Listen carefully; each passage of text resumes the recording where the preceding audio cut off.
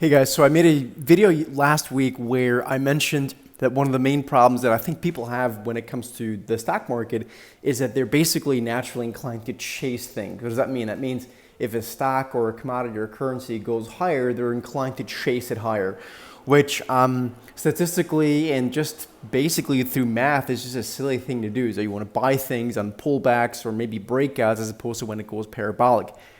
Same thing on the short side. You wouldn't believe how many emails we get, probably weekly at this point, of people asking us, is it time to short or sell this or sell that after it's already dropped 20%?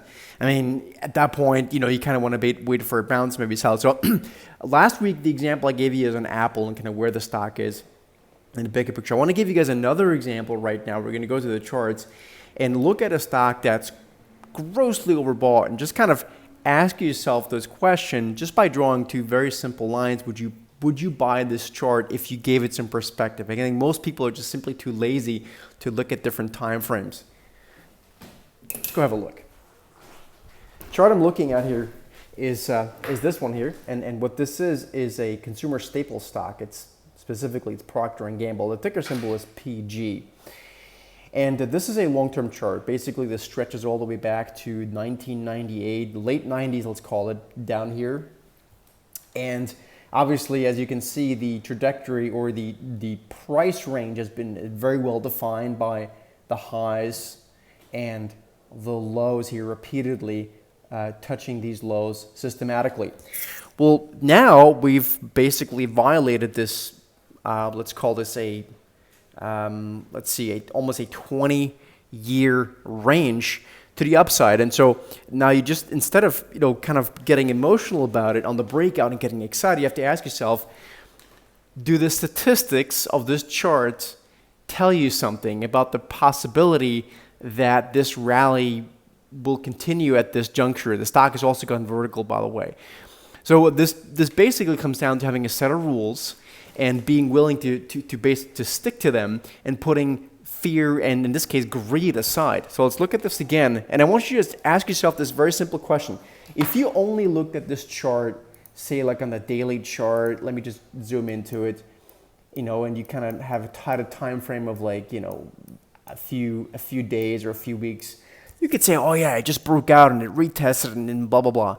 But give it some perspective, folks. I mean, this takes literally a couple minutes, less than 2 minutes once you get good at this.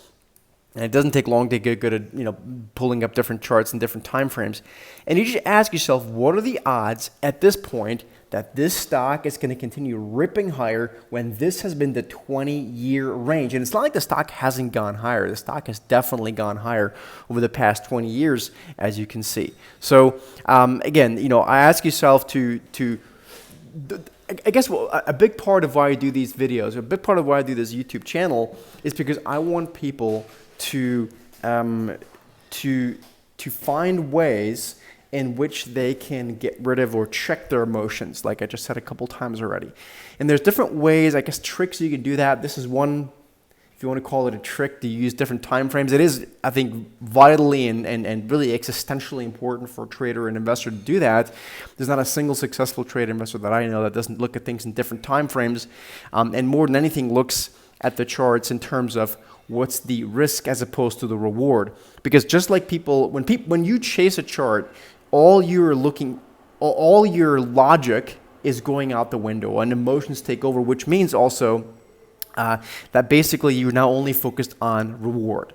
Whereas the entire calculation of any successful trade investor should be, and usually is, for the ones that are successful, is the risk. Right? So focus on risk, don't chase, and become patient. And one of the, I think probably the number one thing that we get, the number one sort of compliments over time is not only how sort of steady the returns are, but more importantly is how we're teaching people to be patient. And patience can only be taught and basically self-inflicted in a positive way if you learn to look at things in different time frames, which is why this example right now, last week's example on Apple, and I can give you 1,000 more, is so unbelievably important. So again, if you enjoy this, if this makes sense to you, please leave us a comment down below, give us a thumbs up, share the YouTube channel, and we'll talk to you soon.